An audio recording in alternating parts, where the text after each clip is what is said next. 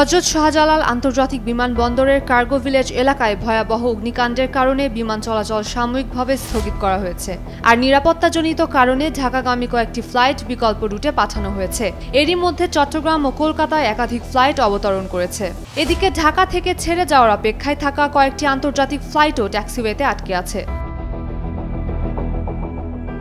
শাহজালাল আন্তর্জাতিক বিমানবন্দর সূত্রে জানা গেছে, ঢাকা থেকে কুয়ালালামপুরগামী বাটিক এয়ারের OD-163 ফ্লাইট এবং ঢাকা থেকে মুম্বাইগামী ইন্ডিগোর 6E-1116 ফ্লাইট ট্যাক্সিওয়েতে অপেক্ষা করছে।